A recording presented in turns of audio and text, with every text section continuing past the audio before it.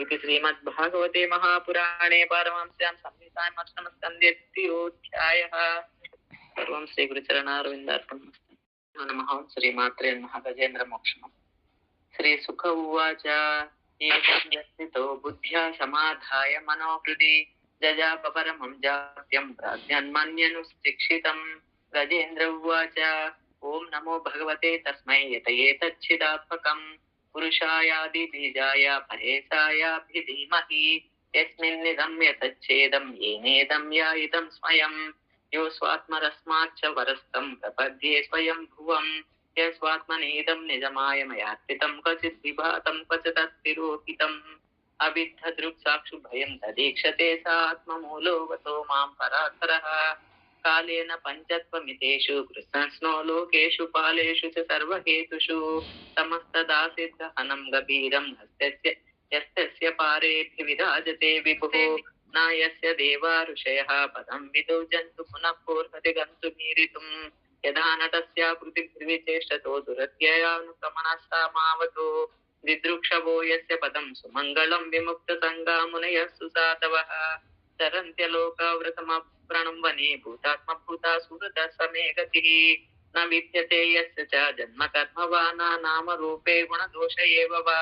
तथापि लोकाभ्ये सम्भवाय स्वमायया तान्यनुकालु पृच्छति तस्मै नमः परेशाय ब्रह्मण्येनन्तशक्तये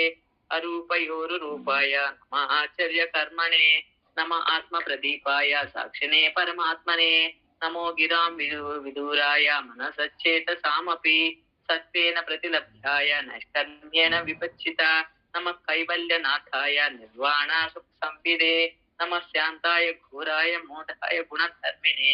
निर्विशेषाय साम्याय नमो ज्ञानघनाय च क्षेत्रज्ञाय नमस्तुभ्यं सर्वाध्यक्षाय साक्षिणे पुरुषायात्ममूलाय मूलप्रकृते नमः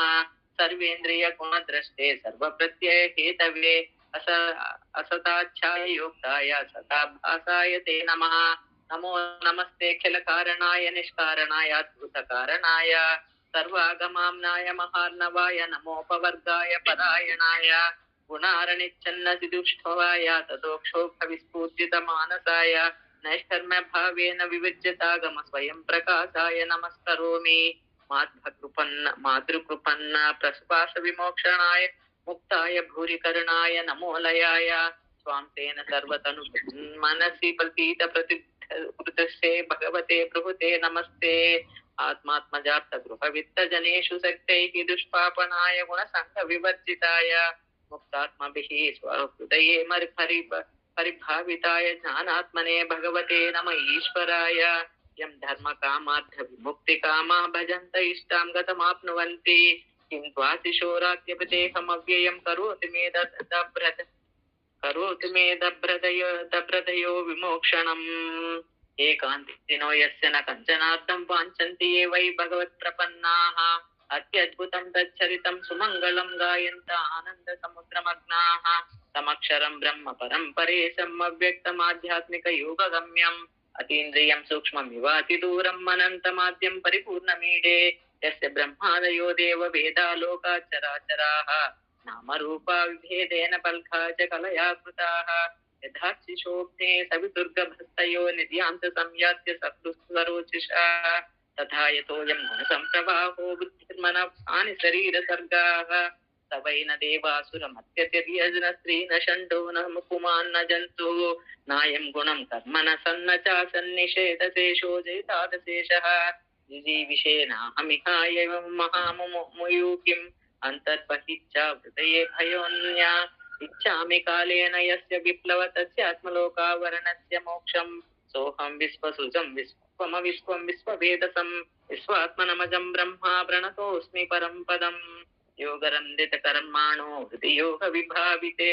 योगिनो यं प्रवस्यन्ति योगी तं नतोऽस्म्यहम् नमो नमस्तभ्यमा सत्यवेगशक्तित्रयाय किल द्विगुणाय प्रपन्नपालाय दुरन्तशक्तये तदिन्द्रियाणामनव्याप्रवर्त्मने नायं वेद स्वमात्मानं यच्चक्त्याहं दिहाहतं तं दुरत्यया माहात्म्यं भगवन्तमितोऽस्म्यहं श्रीसुक उवाच एवं गजेन्द्रमुपवर्णित निर्विशेषं ब्रह्मादयो विजलिङ्गविदार्तिमानाः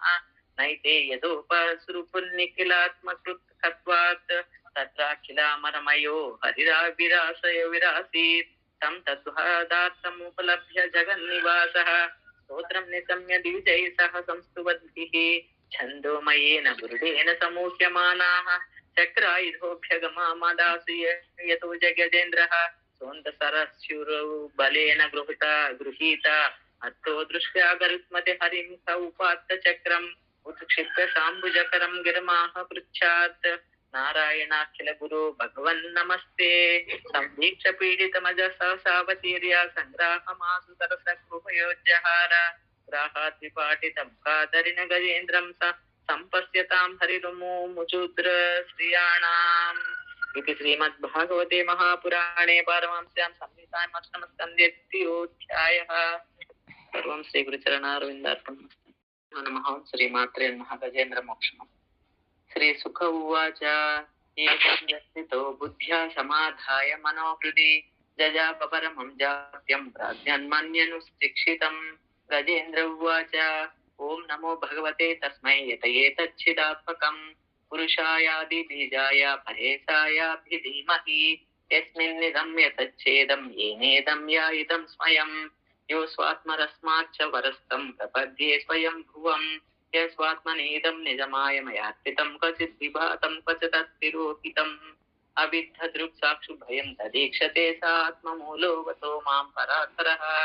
కాలేన పంచత్వమితేషు కృష్ణస్నో లోకేషు పాలేషు చ సర్వహేతుషు